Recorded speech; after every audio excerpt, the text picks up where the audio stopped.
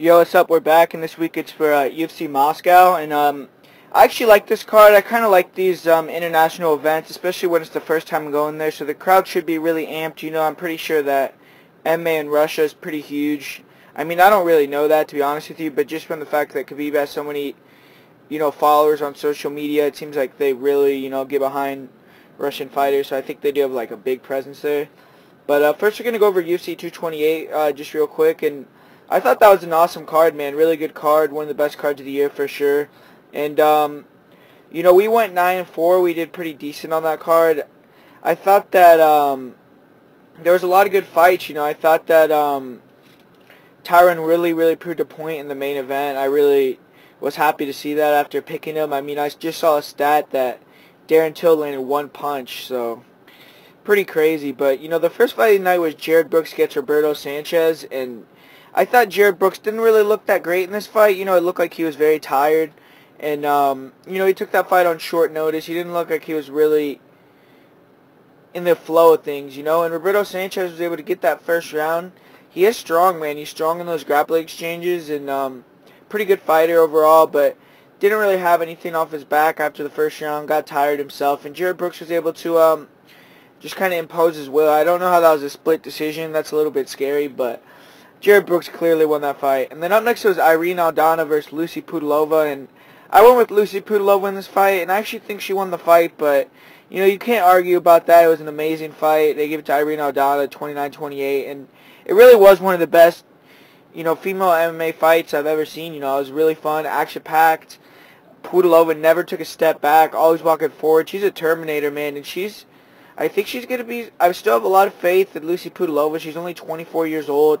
She was improving. She started implementing a head kick, which she was never using before. So I think that she's going to be someone to look for in the future. And Irene Aldana really proved it, man. I didn't think she was going to be able to take that pace or that pressure. I thought she was going to break. And I even thought she was breaking in the fight, but she proved me wrong, and she hung in tough, and she won the fight, man. And I'm interested to see what Irene Aldana does next, too. And, props to both those women for just a fantastic fight. They won the fight of the night, so that was great, And Jim Miller beat Alex White. I mean, how about that, dude? Jim Miller's still in this bitch, and so is Diego coming up next. But Jim Miller's was even more like, boom, like right in your face because it was so fast, right? And shit, man, I really wanted to pick Jim Miller, and I didn't do it. I'm a little bit disappointed in that. I picked Alex White. But, Jim Miller went in there, cracked him, took his package, submitted him really quick, man. And that's 30 fights in the UFC for Jim Miller. That's a pretty outstanding accomplishment, man. I mean, you could say what you want, like he doesn't have the best striking, he was never a world champion, but in my mind, he's a legend of the UFC. I mean, to fight 30 times in the UFC, I think that he's really, knocking on that door to get in the UFC Hall of Fame, in my opinion.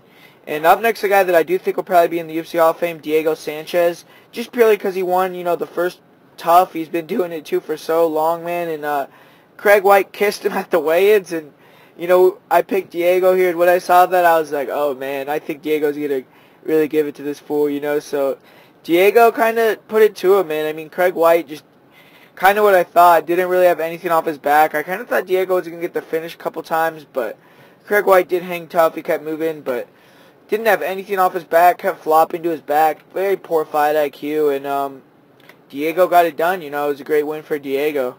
And up next, Darren Stewart and Charles Byrd, and that was a great fight. Darren Stewart was getting pieced up in that first round. Didn't really look that good, and then really, I mean, it really was just a very split-second shot. I mean, he was getting beat up again in that second round. Not really beat up. He was doing a little bit better, but he was stopping the takedowns. But Charles Byrd was still winning on his feet, and he landed an elbow just when they exited the clinch that really rocked Charles Byrd. And that elbow changed the whole fight. Darren Stewart pounced on him, was able to get the finish, and big win for Darren Stewart, upset victory. We picked that one too, and 2 wins in a row now for Darren Stewart, so he's looking up. And up next was Jeff Neal against Frank Camacho, and Jeff Neal just looked fantastic, man. So smooth, very little wasted movement. Definitely someone to watch. The way he snuck that head kick in there was just beautiful. He saw that Frank Camacho kept leaning to that side off of his punches, and just timed it perfectly, knocked him out. And just a great performance by Jeff Neal. Looked good defending the takedowns, very strong in the clinch, able to disengage, just get out of the way. And I'm interested to see what he could do, man, because I think he could do damage in that division for sure. And up next, Aljamain Sterling versus Cody Stamann. And I went with Cody Stamann here, and a little disappointed in his performance, man. I mean, I thought the first round was fairly close, but I thought Stamann was going to, back up all that talk he was saying, man. I thought he was going to get in Aljo's face, throw his hands, and it was Aljo that was winning the striking exchanges, it seemed like making Cody a little bit hesitant to close that distance. And, Stamann just isn't that good off his back yet. He isn't very comfortable off his back. He's a very great wrestler, and I don't think he's used to being put on his back. And you could tell right when Aljamain took him down that, he was not comfortable there. Aljamain took his back, flattened him out, had him in that full Nelson, and then eventually got that sick knee bar, man, and pretty nasty by Aljamain Sterling. It looked like he really hurt Cody Stamann's leg. I hope he's alright. And I think Cody Stamann could bounce back, but he just needs to work on getting back to his feet when he gets taken down. I don't know, just closing that distance, being more aggressive, man. You can't stay on the outside like that. And I thought that he was really going to put a pace on this guy, and he just didn't do exactly what I thought he was going to do. But up next was Tatiana Suarez versus Carla Esparza, and she did do exactly what I thought she was going to do, man. She just beat the hell out of Carla Esparza. I mean, takedowns. I mean, her takedowns are so nice, man. The way that she flows and changes her takedowns together. I mean, Carla would defend the double, come right back up for the body lock takedown. Just easy takedowns, and just Carla had nothing for off her back. I mean, Carla's a really tough chick. She was taking a beating, man. She got up a couple times, even swept, took down Tatiana one time, but she was just overmatched, man. Tatiana was taking her down at will, just beating on her, and eventually got the finish with about 30, 40 seconds left, and dominant performance by Tatiana Suarez. I mean, I think she's going to be avoided after that fight, and we're going to have to see what happens. And for Carla, I think that signifies that she's more of a gatekeeper now, which is fine, but Tatiana is just that next level, that new breed of fighter, and Carla's done a lot for the sport, UFC champ, but I'm sure she's going to bounce back from this one, so we're going to see Carla fight again as well. And up next, Abdurakhimov Alhassan against Nico Price, and I picked Nico Price in this fight, and man, I thought he was going to be a little bit more hesitant early, and he wasn't, man. He decided to go in there and really exchange, just getting a gunfight with Abdurakhimov Alhassan right away, and Razak knocked him out in under a minute, man. That's what he does. I mean, every single one of his wins except for one are less than 50 seconds, and knocked out Nico in less than 50 seconds too, and his power is just nuclear, man. If you're going to stand there and you're going to exchange speed and power in the pocket with Abdurakhimov, I mean, he's going to knock you out, and that's happened to Nico, and Nico's a great fighter, man.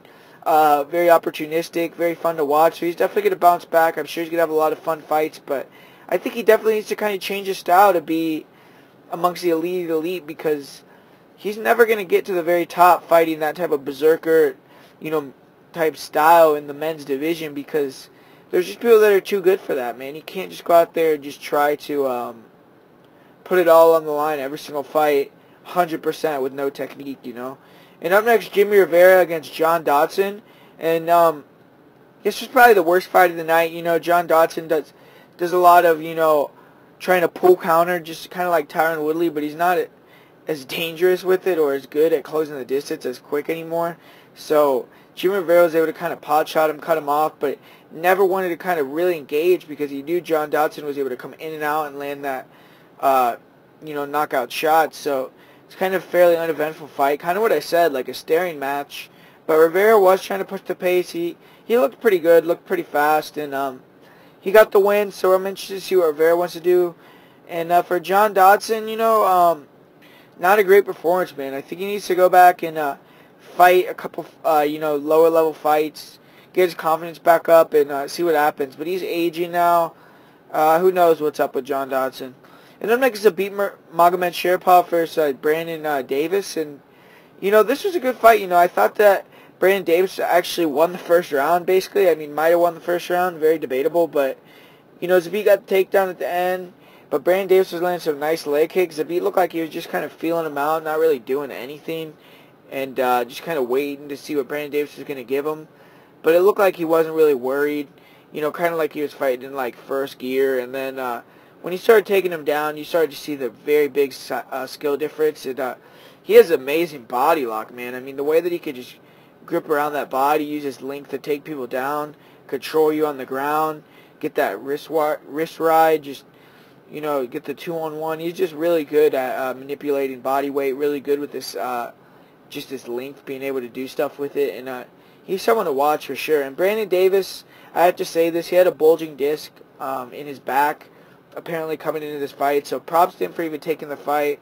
Took it on a week's notice against a guy that a lot of people are avoiding, and you know, I hope he gets a bounce back fight, comes in and does well in the UFC. And up next, Jessica Andrade versus Carolina. And man, bro, I mean, Carolina was a warrior in this fight. She didn't want to back up.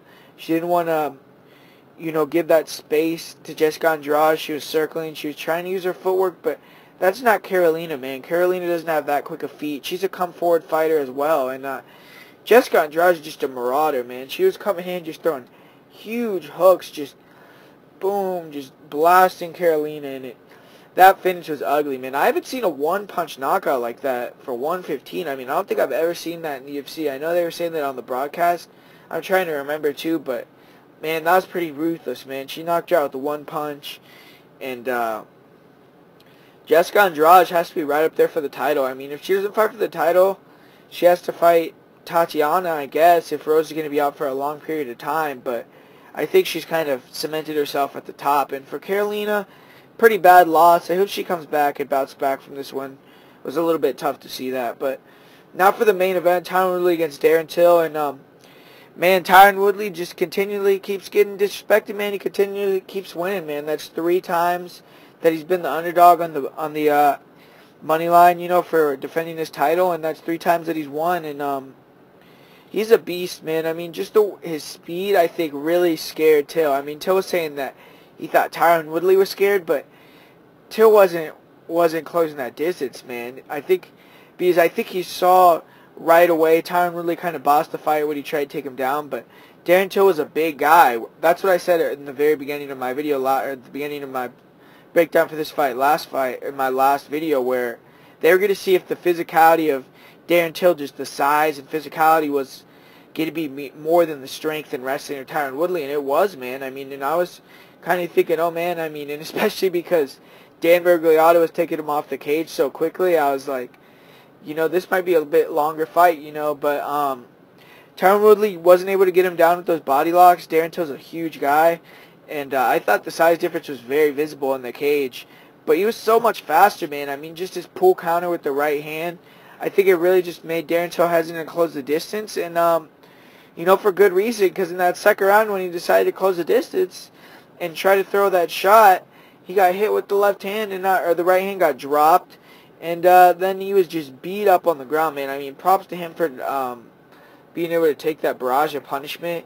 Took a lot of shots on the ground, a lot of big elbows, and, you know, we're still trying to fight. It was still there, and Tyron Woodley locked in that Darce choke. He got his black belt, credits him on getting the black belt as well, and looked incredible, man. Like I said at the beginning of the video, Darren Till had 1 strike, so Tyron Woodley was able to come out of a title fight getting hit 1 time and just really beating the brakes off a guy who a lot of people thought was going to end his reign, you know. And now I think people are finally maybe not starting to get on their fan of Tyron Woodley train, but they're starting to say, who's going to beat this guy? Because they all thought Darren Till was going to be the one take the belt, you know, and they thought that, Dana White thought that for sure too. You saw Dana White was all mad and when he was putting the belt on, there's a picture of him with the real mean face on. But, you know, Woodley for sure proved a lot of people wrong in this fight, and I think a lot of people now are thinking maybe he's going to be the champion for a long time. But we're going to see what happens, you know. We're going to see what happens. We're going to see if someone could take him off. I think he's going to fight Colby next. That's going to be a great fight, great build-up. And Colby definitely has a chance as well. You know, definitely have to watch him tape, really figure out who I think is going to win that fight. But, you know, it's going to be a great fight if it happens. But we're going to be moving on now to UFC Moscow. And the first fight of the night is Merab Dvalishvili against Terrion Ware. And I actually think both these guys are pretty good fighters, man. I think they both should be in the UFC. I think that they both have had really hard roads in the UFC. They've had to fight really hard fighters. And, you know, especially for Terrion Ware and the way that they both lost in their last fight, you know, I thought that Terrion Ware won that fight. And against Tom Duquesnoy. And I thought that the way that Merab lost was just very weird, man. It's not a way that most people lose, but it's definitely a do-or-die fight from two fighters, who've had some bad luck in the UFC, but they're going to have to really put it up now. Ware's fought, look at this. Ware's fought Cody Stamann, Sean O'Malley, Tom Duquesnoy, and now he's fighting Merab. So those are murderers row for his first 4 fights. But he's a solid competitor. He's a good boxer. Super heavy pressure. He throws a ton of volume. Good clean punching technique. Fast hand speed. He has a really nasty jab, straight right hand. Throws a nasty 1-2 down the pipe. Really good right hook in the pocket. Digs to the body. He has a really good body jab too. Throws nice inside leg kicks. Good head movement. He's good at, continuing the exchange after his opponents throw a strike in the pocket. He'll continue to throw, keep a ton of volume on you, not let you rest. He has a great chin. He eats shots to give his own. Really walks through a bunch of shots. He'll get in that Muay Thai clinch, land nice knees to the head. But he has poor takedown defense. His opponents land body locks, double legs fairly easily. He has tremendous cardio. He's always in perpetual forward motion. But I think that his takedown defense really needs to be on point in this fight to really challenge Merab. And I think that Merab's just a quicker, faster guy. I think Taran Ware stands very upright. He has very good hands, keeps a lot of pressure, keeps a very high pace, and that could break a lot of people. But Merab, he's an absolute beast, man. The pressure and pace he brought to his fight versus Ricky Simón was unbelievable. He was all over Simón early, constantly bouncing around on his toes, faking and feigning until he exploded with the shots. And he has power in his hands. He showed that. He dropped Ricky Simón with a jab uppercut combo. He has nice kicks. Throws good leg kicks, nice front kicks to the body. He'll go up top as well. Throw a lot of spinning attacks, nice spinning back fist. Throw spinning heel kicks. Very fast in and out. And I think his opponents are kind of surprised at his speed and pace he can keep, especially early.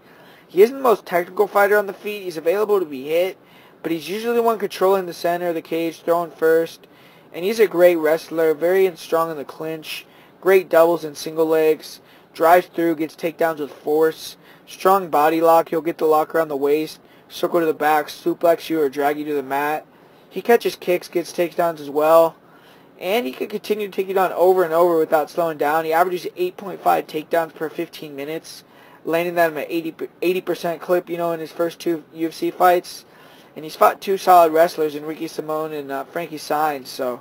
And he's hasn't shown the ability to hold fighters down very well in the UFC, but like I said, those are very good wrestlers.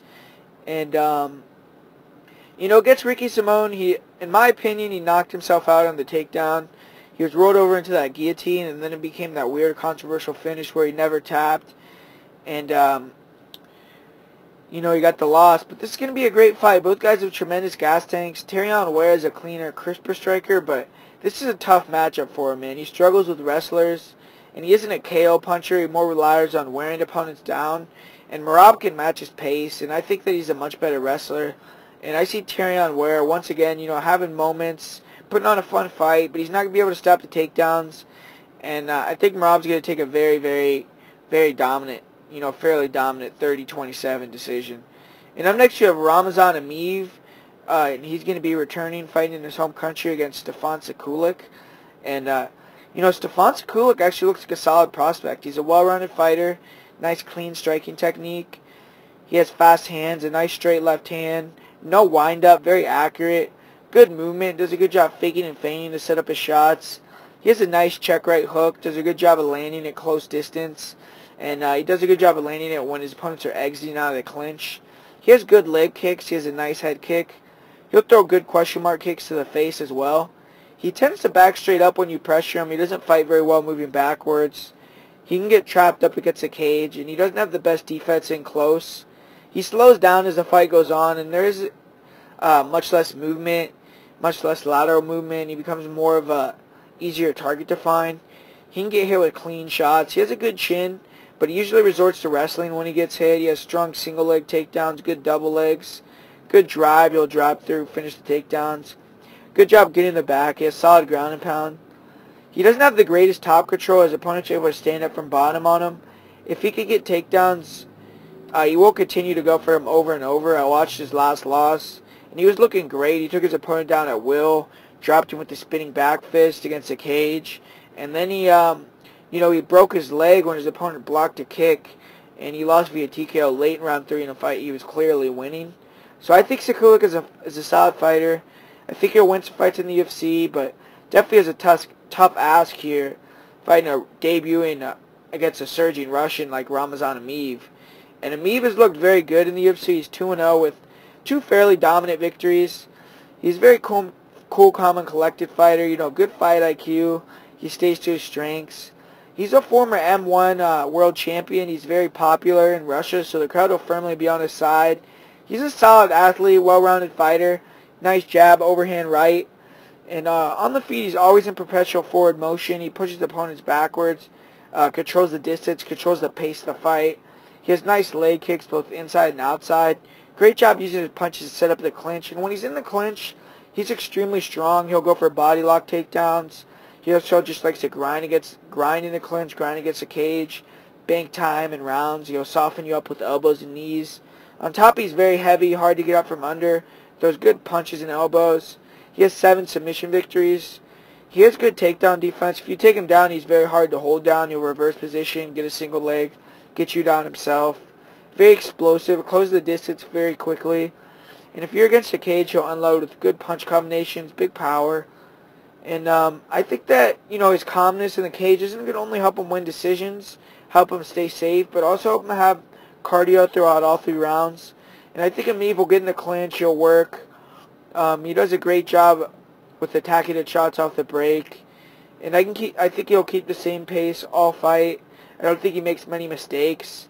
I do think in space, Sekulic is a faster, more pinpoint striker, but he can kind of, you know, stop himself by getting backed up against the cage. Doesn't like getting put on the back foot, and I don't see that really changing so quickly. I see Emeev controlling where this fight takes place, being able to control Sekulic against the cage, possibly even take him down.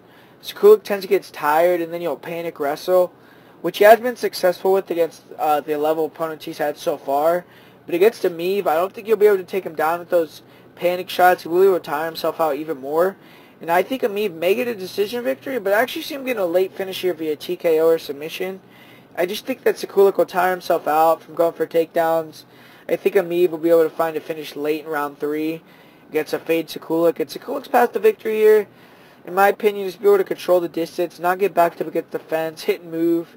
If he can exert dominance with grappling on Emeev and actually take him down, this fight could get much more interesting, but I find that very unlikely. And my pick is Ramazan Emeev via 3rd round submission. And up next here, Jordan Johnson against Adam Yandiev. And I kind of really enjoyed taping this fight. I really kind of like Adam Yandiev. He seems to be like a wild man. His ring entrances in M1 are epic, man. He'll come in like riding on a fucking motorcycle. He comes in, it's like they were like outside. I don't even know where they were. They're like outside some big, huge coliseum, like a moat. He's riding down like a hill in a big ass car with a bunch of people with some glasses on, just like no care in the world. He's ready to just go and just beat the shit out of someone. But man, he's coming up a 3-year layoff, so he should be extra pumped here to get back in the UFC. He's a Russian, so he's gonna be fighting in front of his home crowd, and people could say he could be rusty as well. So take that how you want it. But he's on a 3-year layoff, and he isn't a very technical guy, but he's extremely physical, like extremely physically imposing. He kind of reminds me, you know, he reminds me of like a Abu Azaitar, you know, that guy that fought earlier this year. And best fight pick, shout to them, shout to they say Abu Azaitar is also like a Alex Oliveira, which I agree with as well. Alex Oliveira is also extremely physical guy for his division, but he isn't very technical, like I said, but extremely strong. Crashes the distance, hard hooks. He has legitimate knockout power in his hands. He's pretty fast. He closes the distance well when he explodes with punches or takedown attempts. He'll attack with a ton of short hooks, uppercuts, tries to overwhelm you with volume. He keeps his hands low. He doesn't really care about defense, so he gets hit clean. I have seen him get dropped before. He tries to bull rush his opponents, get a double leg takedown almost immediately. He'll try to clamp down on the neck as well. And on the ground, he isn't very technical either, but he's extremely strong. He'll grab a hold of that neck and he has neck crank, rear naked chokes. He doesn't seem very technical in jiu-jitsu realm, but he just utilizes brute strength, man. If he can get hold of your neck, he's so strong, control your body, reverse, get in top position. Even when he shouldn't be still holding the neck, he's able to reverse you. Like I've seen him from side control, be able to pull someone over his body with a hold of the neck, which is just some incredible strength, man. He has six choke submissions, 3 TKOs, KOs, and he's finished all his fights in the first round. And I'm not sure if he's refined his skills on the feet or on the ground, but he's one of these guys whose physicality can take him a long way. And he's someone that I think, if he's improved, he definitely has the tools to shock some people, And Jordan Johnson's taking this matchup on short notice. This is going to be his first contest outside of the United States. This also is going to be his 185-pound debut. So you have to wonder if he's going to make weight for this fight. And he's a 2-time Division I All-American wrestler, so definitely has the wrestling credentials here. He's still a developing fighter as a striker. He isn't the fastest fighter even at 205. He's a bit flat-footed and slow and plodding. You'll throw a long jab to a straight right hand, then you try to get a hold of you, grind against the fence. He has a decent left hook. He'll wing wild shots from the hip, get very loopy when he gets uncomfortable. And he can also duck his head a lot when he throws. He throws some leg kicks, but he doesn't set his kicks up well. He can be countered off of them. And he isn't the greatest athlete. I've noticed when opponents blitz him with multiple shot combinations, he just doesn't show great defense. He's a strong grappler. He's good in the clinch, good control against the cage. He'll dig an underhook, keep you there, but he doesn't get a lot of damage off. He has good single leg takedowns. His body lock is okay, but he actually hasn't shown great takedowns in the UFC, even with his pedigree. And he can get sloppy with his entries, really telegraph when he's going to shoot at times. He has good cardio. He can keep the pace all fight. And this is an interesting fight. I'm sure Johnson will be the favorite. Or actually, I know he's the favorite. And rightfully so, he's the more technical guy. And I believe that Yandiev is going to be, fast, powerful. I think he's going to explode early. And I just think that he's going to overwhelm Johnson, man. Johnson's taking this fight on short notice. And I like the spot here. I think Adam Yandiev is going to overwhelm Jordan Johnson early with the flurry, force a bad shot, clamp on the neck, and finish the fight, man. I could be made to look stupid here, and Johnson could come out school Yandiev, but I'm going to take a flyer on this fight. This guy looks like he could be like potentially an athletic freak and fighting in his home country. So I'm going to go with Adam Yandiev by first round submission. And up next we have Magomed Ankalaev against Marcin Prachnio. And, this is a good fight. Magomed Ankalaev is a beast, man. He lost his first fight via submission against Paul Craig, kind of in a freak way. He was dominating the entire fight, got caught in a last second triangle. But he's a solid striker, very methodical. He has a very nice jab, a good straight right hand. He has good distance control. He controls the center of the cage. Fast hands in the pocket. He throws nice hooks, straight punches in the pocket. Big power. He throws decent kicks, nice head kicks, good leg kicks. He'll explode with big hooks. If he catches opponents near the cage, he'll land some big shots. He has good head movement, good defense. He doesn't get hit much on the feet. Definitely strong in the clinch, big elbows, nice punches off the break. Good takedown defense, gets double underhooks, will snap you down, control on top. He can get taken down, but he stays calm, does a good job sweeping, getting top position. He's extremely strong. He can get double legs, on his knees. He can pick people up and slam them. He has good top control, brutal ground and pound. Put people to sleep with ground and pound. I've seen him do it multiple times. And I think he's going to be a man possessed, man. He's fighting in his home country. The way that he lost his UFC debut was just kind of pathetic. And he said he was nervous in his UFC debut. And I definitely expect a better performance here. He has good cardio, good chin. He's never been TKO'd. And Marcin Prachnio, he got knocked out in his UFC debut against Sam Alvey. And Prachnio is a very aggressive karate fighter. He has a long stance. He's a constant forward motion. And he's very wild. He doesn't care about defense or set his shots up well. He'll throw a lot of naked kicks as well. He's very wide with his punches. He walks forward, wings, hooks. He'll look for the finish, but he's very upright in his stance. He doesn't move his head. Keeps his hands very low. And that forward pressure leaves him susceptible to takedowns. I've seen him get taken down and dropped on the regional scene. He definitely has power. If he can connect, he can knock you out. He throws some sloppy spinning wheel kicks, and he can get taken down off of him. He did that loss against Sam Alvey. That KO was pretty brutal. And he showed very poor fight IQ. He got dropped, and instead of getting defensive, he walked forward, hurt with his hands down. He got knocked out. He does seem fearless. He has a big heart, the will to win. He's just not very talented. He has 10 TKOs and 13 wins. But this is a tailor-made matchup for Ankalaev. He's going to have the ability to get takedowns all day. And I think he's going to be the cleaner striker. Catch Prachnio coming in as well if this was a stand-up fight. And I see Ankalaev taking him down and pounding him out in round 1. And finishing him with ground and pound. So I got Magomed Ankalaev by first round finish. And up next we have Merab Dvalishvili against Desmond Green. And, this is an interesting fight. Desmond Green's been going through a lot of problems recently, He just got in a car accident where he killed somebody just like 2 weeks ago, man. And he was also, I think they found drugs in the car, so he's getting investigated for manslaughter. And, a lot of shit's going on. So I don't know how he's in the right mindset for this fight, but it's got to be tough for sure. And Desmond Green is an all-American wrestler, fast, athletic, likes to use his range, throw kicks. He'll dart in and out, nice jab, good uppercuts. He throws some odd angles. He has great defensive wrestling as well. He's kind of like a cat, very hard to hold down. Great job getting double underhooks in the clinch. He gets a nice body locks. And he does have a tendency to get a bit tired in round 3. And for Merab Dvalishvili, he's a destroyer, man. He's someone that comes out. He has 5 straight knockout wins in a row. And he's just a beast. He's going to be fighting at home. And huge power in his hooks. Very technical. Does a very good job setting up his shots. Uses a lot of fakes and feints. Very good wrestling as well. He's a Chechnyan guy. Big right hands. His right hands are just very powerful. And, I just think that the mindset for Desmond Green just can't be great. He was already going to be coming in as a big-time underdog.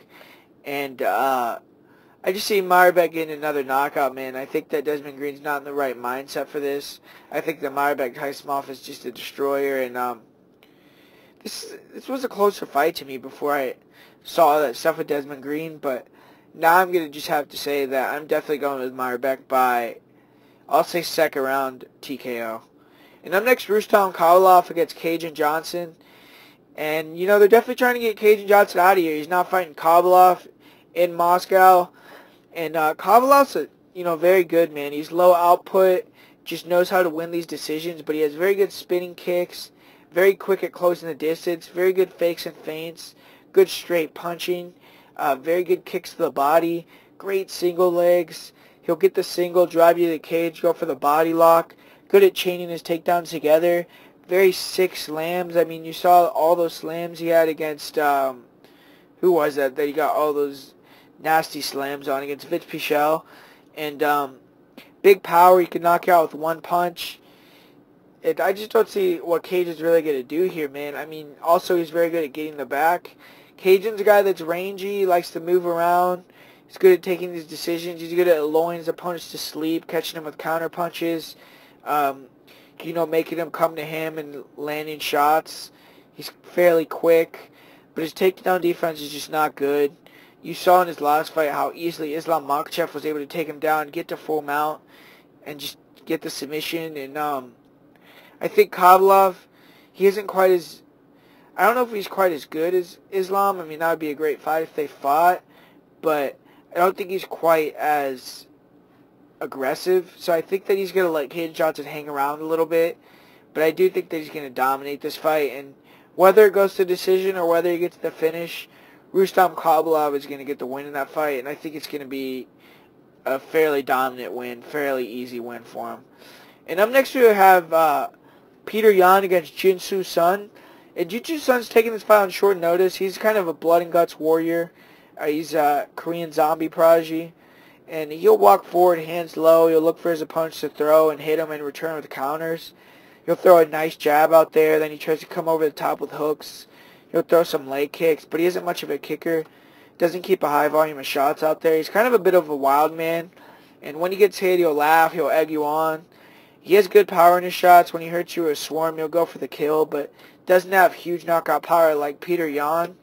And I've only been able to see one of his fights, and it was his last fight, but it was all stand-up, so I haven't seen how he defends takedowns or how his BJJ is. He only has 2 submissions, and to me, he's definitely more of a brawler, likes to stand up.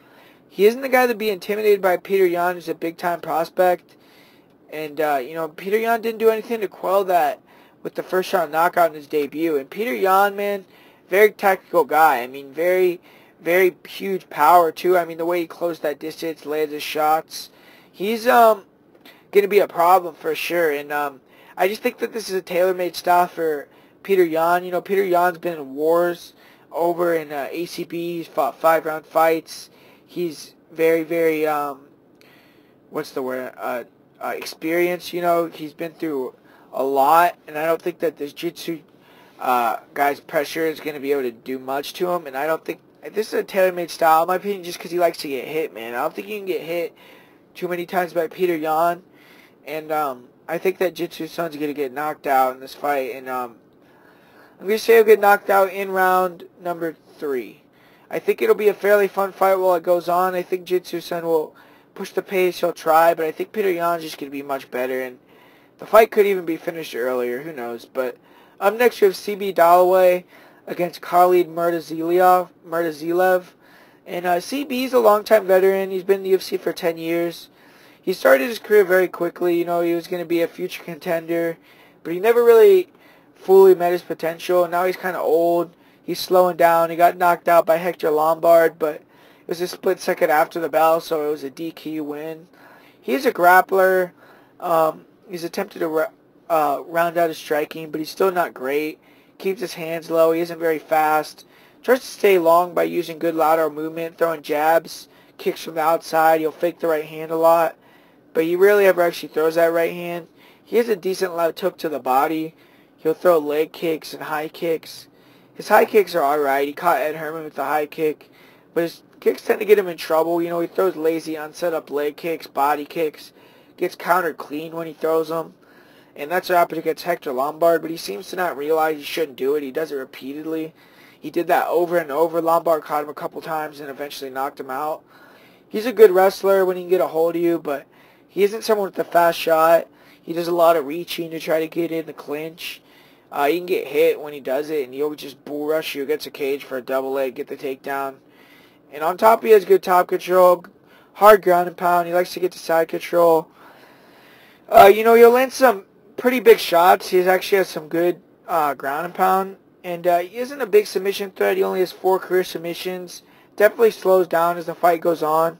And he doesn't have the best cardio. He's very chinny.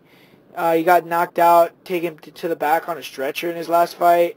And he hasn't looked the same since he had that elevator accident when he hurt his back. And this is an extremely tough fight for him. Not only does he have to travel to Russia, but he's going to have to fight his 3rd opponent because 2 guys already pulled out. And he's going to fight another guy that's fighting in his home country, in Khalid Murtazaliev. And Khalid is a Russian fighter. He's been fighting in Fight Night Global in Russia, which is a solid promotion. And he's fought solid competition over there. And this will not be a massive step up, if any. And he's a well-rounded fighter, but he likes to start things out by filling out his opponents, throwing kicks from the outside. He's light on his feet for his size, for sure. He has good lateral movement, good liver kicks, good head kicks. Nasty liver kick. He'll throw it again and again. I've seen him fold opponents with it. And we've seen CB Dalloway finished very early with the body kick against Lyoto Machida. Khalid's quick in and out once he gets his range and feels comfortable going forward. He'll start to pressure, control the cage. He'll throw good leg kicks. Starts to cut off the cage. And then once he gets you backed up, he'll go for big looping hooks. He has good power. He can close the distance quickly with his overhands. He can get wide and counter when he throws punches. He's much more refined with his kicking technique. He can sometimes throw his kicks without setting them up, and he can get countered off them. But he's good in the clinch. He does a nice job getting double underhooks, controlling his opponents against the cage. He has good initial takedown defense. It's kind of hard to close the distance to get a shot in on him. But you can't get taken down in prolonged wrestling exchanges. He does a good job of not accepting being on his back. He'll try to explode to his feet. He does a good job getting butterflies, pushing his opponents off. If his opponents get set on his guard, he doesn't have much in terms of submission. But he does a good job controlling posture, getting the referee to stand the fight back up. I've seen him stay calm in bad situations, like getting his back taken, being able to scramble back up to his feet. He's good at attacking right away when he gets up, not giving his opponents any time to breathe. He wears people out, and then he goes for the kill, and he's a good wrestler himself. He has good timing on his double legs, great top game, does a great job transitioning in dominant positions quickly, great job getting his side control, then he gets the crucifix, starts to rain down elbows. He stopped multiple opponents with that technique. He can sometimes be a little bit too aggressive. He tries to transition too quickly, he'll get swept. But he has solid cardio, a good chin. He's only been finished one time. I think Dalloway's only passed to victory or flash knockout, or to be able to consistently, get close the distance, get inside, take down Khalid. Dalloway's looked like a shell of himself recently, and the way he sets his shots up are extremely obvious.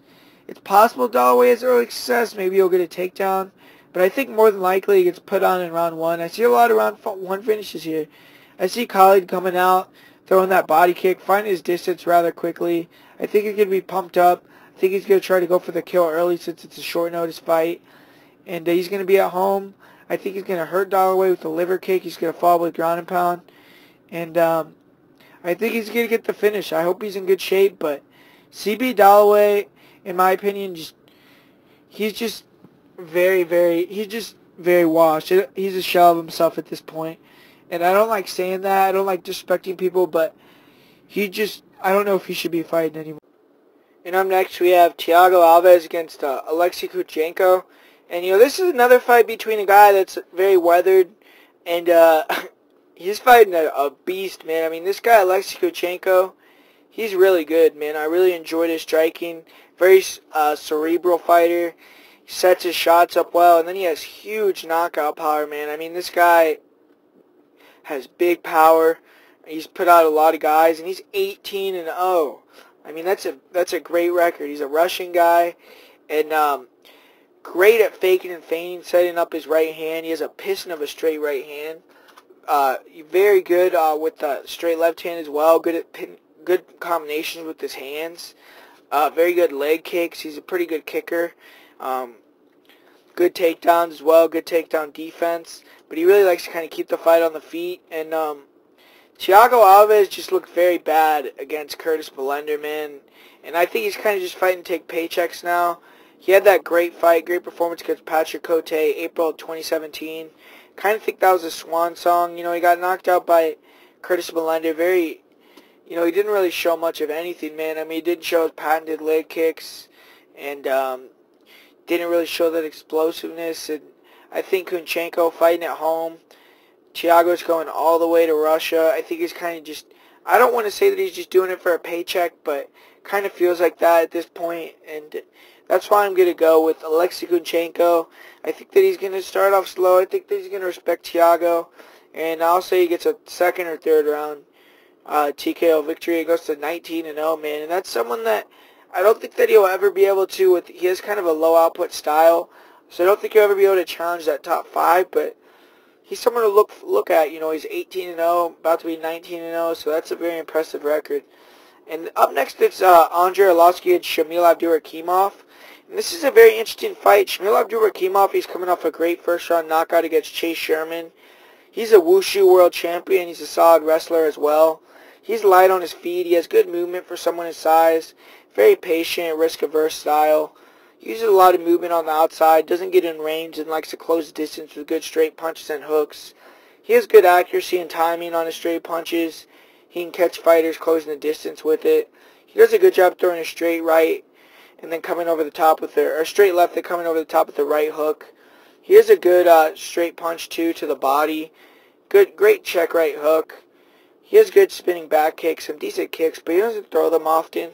When you close the distance with the shot, he does a good job ducking under, getting double underhooks. He has good body lock takedowns, good double legs. He has good control on top. He'll be busy enough to keep you on bottom. Good cardio. He does a good job of slowing down the fight if he gets hurt. He doesn't like to get in wars.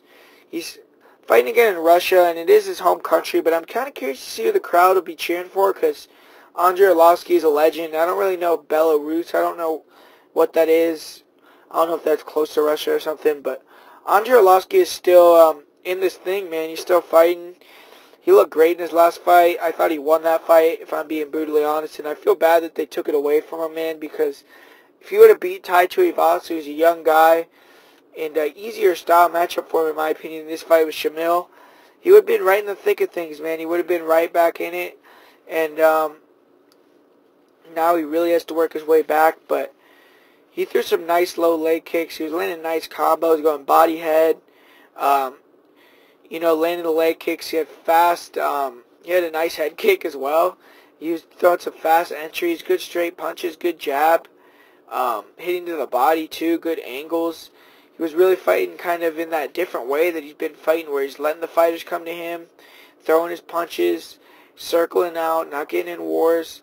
And he was going over the top, around the guard with punches, throwing Superman punches. He still has that spinning back fist. He showed a solid gas tank throughout that fight. He still has that big power. If you come in on him reckless, he can knock you out for sure. Decent trip takedowns. He's good against the cage. Likes to kind of hold people against the cage, but I don't think he's going to be wanting to do that here against Shamil, because I think Shamil's kind of the better grappler in my opinion.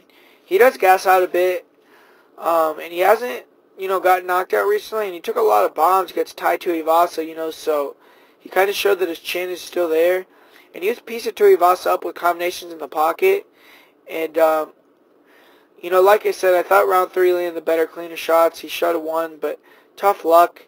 He still seems to have the will and want to keep going. He isn't gun shy, and he's not, not wanting to throw punches. And he's more dangerous than Shamil. He needs to force that. He needs to open up. He needs to make Shamil fight. He can't let him just pot shot from the outside, but he also needs to be careful not to get caught with a clean, straight punch. And this is a tough matchup for Arlovsky, man. Versus Tai. Tai was easy to find. Tuivasa doesn't use a lot of fakes, not a lot of feints. He doesn't set up his entries the greatest. He's just kind of a brute. He takes shots to give shots. And that's the type of fight Andre has a chance to out-technique people with. But Shamil, I see him not really engaging with Arlovsky, doing a ton of circling, closing distance with 1 or 2 shot combos, like a straight left right hook or a check right hook. And whenever Arlovsky closes distance, trying to fight in the pocket, I think he'll tie him up. I think Shamil could potentially take down Arlovsky. And I see this being a frustrating fight for Andre. I think Shamil's going to use a game plan. To avoid many exchanges, I think he's going to win a decision 30-27. And up next we have Jan Blachowicz coming to face, the returning Nikita Krylov. And I'm excited for this fight. I'm happy that they brought back Nikita. He's one of these best fighters at 205, so he definitely deserves to be in the UFC. And this is an awesome fight. Jan Blachowicz has been looking amazing. He's been looking fantastic recently. He beat the shit out of Jimmy Manuwa. And Krylov has been rolling roughshod, through his competition outside the UFC with 4 finishes. And this is going to be his first fight in the UFC since 2016. So he should be super pumped and ready to go. And Krylov is a finisher of the highest proportion. He has 19 wins, 19 finishes. And in his 24 fights, he's never been to decision. So 24 fights, never seen the scorecards. And he's only been in the 3rd round just 1 time. So you see what type of fighter he is. He's balls to the wall. He goes out, tries to kill or be killed. And he's a very good striker. He starts fast. There's no filling out process with him. Gets right in your face, tries to stay long, throws nice front kicks, round kicks to the body. He'll throw a nice front kick to the body and then go high with the left high kick. He has fast hands, nice jab, straight right hand. Does a good job setting up the jab with the straight right hand with the jab. Good combo. He'll finish with the leg kick. He has a nice right hook. He'll start defining his range, get his opponents moving backwards, and he starts to up the volume. He has a good spinning back kick to the body, good spinning back fist as well. And they're hard to see coming, very tricky. He has multiple head kick knockouts in the UFC. When he lands, he likes to blitz his opponents, get their back against the cage, then tries to flurry and finish the fight. He can close the distance a little bit wildly, running with his chin high. He could sometimes throw body and high kicks out, setting him up, get countered with straight punches. He doesn't seem to react well to getting hit. I don't think he has the best chin. He's very good in the clinch, very aggressive. He'll get double underhooks, push you against the cage, lands knees to the body, lands knees to the head. He's finished people with knees in the clinch. He has great takedown defense, the ability to scramble and get up. If you take him down, he's very good at, rolling to his back, standing back up. He'll go for takedowns himself. He likes to get the rear naked chokes, good front chokes, good guillotines, very tight squeeze. People tap out very quickly once he gets his hands locked. He has been submitted 4 times, TKO'd once. I think Khabilov needs to be careful getting in boxing range with Jan. He leaves himself open to be countered with straight punches. I think Jan will capitalize if this fight stays there too long. He has big power. Khabilov needs to start very fast. He needs to try to close the distance with his jab. And if he sees a head kick, throw it, but really focus on closing distance, getting in the clinch, making Jan work. He needs to wear him down. If he can take Blachowicz down, he could potentially get in dominant position, find the submission. But Jan's won 3 fights in a row. He's coming off the biggest win of his career over a top 5 fighter in Jimmy Manuwa. He's a much more patient and technical striker than Khabilov. Very great jab. Keeps a high guard. Uses solid lateral movement. Good fakes and feints to set up his shots. Nasty uppercuts. He'll even double and triple up on his jab. He's able to close the distance with long straight punches and hooks against Manuwa. He was super fast and accurate with his hands. He dropped Manuwa multiple times in the pocket. Does a great job landing short left and right hooks along with his uppercut. He has great eyes in the pocket. He's calm. Uses good head movement to see the shots from his opponents coming and then countering. He has a nasty left body kick, but he doesn't throw it as much as he used to. He has a nice inside leg kick. He will finish combinations with the nice clinch knees. He does a great job setting up double leg takedowns, but isn't able to hold his opponents down most of the time. He is pretty strong in the clinch. He has good underhooks. He'll land short shots, control. He has pretty solid takedown defense. When he has the cardio, he really, has lost in the past, mainly due to cardio issues. And he's returned to his old gym from where he was successful earlier in his career. He's been looking phenomenal. He returned to Berkut WCA fight team, which is one of the best teams in Poland. It's packed with talent. It has heavyweight boxer Artur Spilka in there. They produced Daniel Milanchek, Bartosz Fabinski, Peter Strauss, Damian Stasiak. So they have a lot of UFC fighters. This is a good fight. I think Jan needs to keep the same game plan he has, using his winning streak. Use lateral movement, land that jab when he sees the openings, explode with straight punching combinations or uppercuts. Khabilov needs to get this fight to the ground or get an early knockout to win, in my opinion. Ian has only been TKO'd 1 time, and it was due to leg kicks. So I don't think he's going to get finished with just 1 punch. Khabilov would need to land like an extended series of shots. I see Blachowicz surviving an early storm from Khabilov, where he may get taken down, may eat some shots. But I see him eventually finding his range, landing straight punches. And I don't think Khabilov will be able to take the straight punches of Jan. And I think Jan will get a second round TKO. So I'm going with Blachowicz by second round finish there. And I think it's going to be a pretty good fight. And up next we have Mark Hunt against Alexey Oleinik. And this is the main event. Mark Hunt's still out here kicking it as well. Both these guys are over 40 years old. But Mark Hunt's an absolute legend. He has devastating knockout power. He's always been known for his iron chin, sick KO power, very good speed. Now that he's older, his chin's a little bit weaker. He's a bit slower, but he's still a beast, man. He took down Derek Lewis in his last win. He has a nice jab, a very good uppercut. He's a nasty counter left hook. That's probably his best punch. He has KO power. He can knock people out with 1 shot. Walks forward, keeps heavy pressure. He stays ready to slip, parry, and counter. Nice overhand right. He counters well with that overhand right.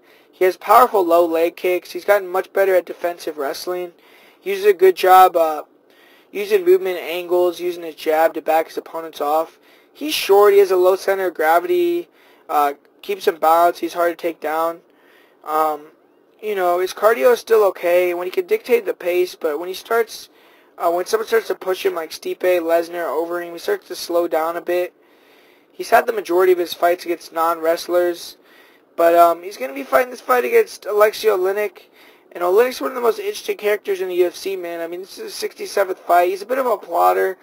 He has, slowly walks you down. But he has a good overhand right. Kind of has those casting hooks like you see from like Fedor Emelianenko, these other Russian guys. Big power in his overhand right. He has nice punches to the body. He'll look for body lock takedowns. He's long. He can catch you from a distance. Pretty good uppercut. Good leg kicks. He's one of the best jiu-jitsu guys in the UFC, man. He has 45 submission victories, 10 Ezekiel chokes, or 11 now. And he got Victor Pesta when he's fully mounted. Just recently got, Junior Albini again. And he is a decent single leg, but he ducks his head when he strikes. He can get time with knees and uppercuts. Definitely one of the slowest heavyweights at space. He gets lit up. And he needs to close the distance and make it a brawl, man. I mean, he needs to really just go balls out in this fight, in my opinion. And I just don't see that happening, man. I think Hunto is still a beast, man. He's hard to take down. You saw Curtis Blades got dropped. He really struggled to take him down. And this is a 5-round fight. I find it hard to see Oleinik winning, unless he got a very early submission. I see Hunt finding his range fairly quickly. He's much faster. He's better on the feet. I think he's going to be wary of the takedown. He definitely has to respect it, so I think he's going to be careful. But I think Oleinik's going to get very tired. Oleinik kind of has one round of gas, and I think he's going to get hit with the uppercut and knocked out. And I'll say it'll happen in round 3. So I'm going to go with Mark Hunt. You know, Mark Hunt, pride never die. Hunter will live, man. Mark Hunt by knockout. You know, the old warhorse is going to keep on churning. You know, KFC champ, baby. And, you know, for the parlay of the week, there's a lot of people with high juice on this fight. So if I had to give you guys a 2-team parlay, what I would say was to, more than likely, I would say to do Khalid Murtazaliev and Jan Blachowicz. But that's not going to be my parlay of the week this week. I'm going to do a 3-team parlay of the week for the parlay of the week this week. And what I'm going to do for you guys is I'm going to do a parlay with Magomed Ankalaev. I think that Alexey Kunchenko will get it done as well. And then you could use Peter Yan, or you could use Ramazan Emeev or Merab, but I'm going to use Merab, so I'm going to say we'll use Merab Dvalishvili, Magomed Ankalaev, and Alexey Kunchenko for the parlay of the week. And I think some good plays, you know, are Mark Hunt versus Alexey inside the distance. I'm sure that's going to be a high juice, but, you know, I don't see how that fight will go to decision. I think a lot of these fights are going to be ended fairly quickly. I think Peter Yan will most likely get a knockout victory, just the style that Jitsu Sun brings. I think a lot of these favorites are pretty safe, man. You know, like Rustam Khabilov, Peter Yan, Kunchenko, Ankalaev, Emeev, Dvalishvili. You know, I think Emeev should definitely win as well. I think Ankalaev inside the distance potentially could be a good play. I think Khabilov inside the distance. I think that the biggest favorite that has a potential losing, I guess, which I think is low, is Merab Taisumov. But, you know, I still think he's going to win as well. So there's the breakdown for this week for UFC Moscow. Really appreciate you guys listening. Please comment down below who you think is going to win. Subscribe if you're not subscribed. Like the video. And tell me what you think. Tell me if you thought this was a good breakdown. Tell me if you disagree with my picks. And if you do, tell me why you picked the guy, the opposite opponent. And, you know, I'll see you guys next week for UFC Sao Paulo. I'm pretty excited for those fights. Jimmy Manuel against Thiago Santos. I mean, what is that? That's only could be one thing, which is a stand-up war. So we're going to definitely see some action next week, too. And look forward to talking to you guys again. And, you know, like I said, subscribe, like, comment, and thanks for watching.